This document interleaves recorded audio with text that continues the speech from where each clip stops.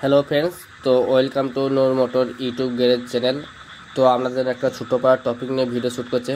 তো আমার কাছে এসে দেখতে পাচ্ছেন FZ ভার্সন 4, এটা আপনার ইয়ামাহা কোম্পানি। তো এটা সব কিছু দেখতে পাচ্ছেন, মোবিল গোটা ইঞ্জিনে মোবিল ছিটকে আছে অলরেডি। মানে এটা আপনার গাড়িটা কাস্টমার নিয়ে এসেছিলো যে গাড়িটা কম্প্রেসার আউট হয়ে গেছিলো, অন্য গ্যারেজ থেকে এসেছিলো ভায়া হয়ে। তা আমি কী করলাম কি, হেডে ভাল দুটো খুলে ঘষে ফিটিং করেছি। ফিটিং করার পর যখন ইঞ্জিনটা আবার ফিট করলাম, ফিট করার পর আপনার সেলফ যখন মারছি, সেলফে গাড়িটা স্টার্ট নিচ্ছে না। তো ভাল্বটা ঘষে আপনার নতুন ভাল্ব সেল লাগিয়েছি, ভাল্বটা ঘষেছি। তারপরে আমরা কম্প্রেসার আউট হয়ে গেছে, কারণ গাড়ি যখন ফিটিং মানে ফাইনাল সব ইঞ্জিন ফিটিং করে নিয়েছিলাম।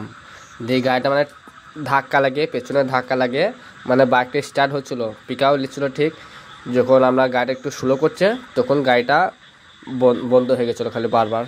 তো দেখতে দেখেন সব প্যাকিং সব পড়ে আছে, না মতো প্যাড সব পড়ে আছে, টাইম চেনের প্যাড। গাড়িটা আবার ফিট খুলতে হলো। তার ফিট খোলার সমস্যাটা আপনাদেরকে দেখাচ্ছি। অ্যাকচুয়ালি প্রবলেমটা কোথায় ছিল তার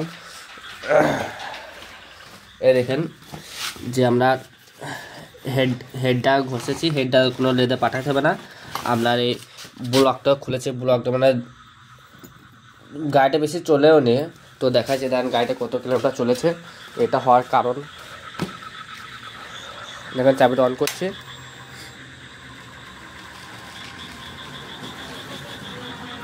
তা গাড়িটা মাত্র আপনার 6527 কিলোমিটার চলেছে।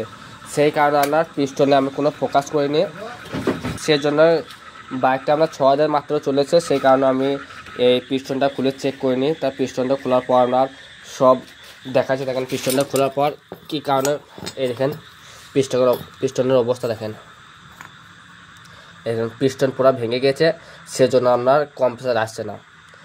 তো এই দেখেন পিস্টনের চুরিগুলা, ভাঙা চুরিগুলা। তো দেখুন সব কিছু টেস্ট করে নিয়েছে। দেখেন পেপার নিয়ে চেক করলাম যে পেপারটা ফেটে যাওয়া দরকার, পেপারও ফাটলো না। এর একটা প্যাকেটও দেখেন মোবিল দিয়ে চিপকেছিলাম এর উপরে, তা সেই প্যাকেটটাও ফাটলো না। তা সেই কারণে আমার পিস্টনটা খুলতে হলো। যে পিস্টনটা খোলার কারণে দেখতে পাচ্ছেন পিস্টনটা অলরেডি ভেঙেছিল ভিতরে। তো আমি একটু গুরুত্ব দিয়ে নিই যে পিস্টন ভাঙবেই না, যে মাত্র গাড়িটা 6000 কিলোমিটার চলেছে।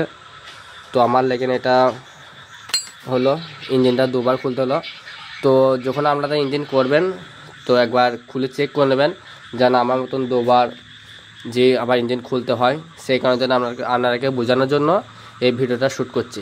তো ভিডিওটা ভালো লাগলে চ্যানেলটা সাবস্ক্রাইব করে দেবেন, আরও নতুন নতুন হেল্পফুল ভিডিও আপনার জন্য আপলোড করব। তো thank you for watching video. তো আপনারা সবাই ভালো থাকেন।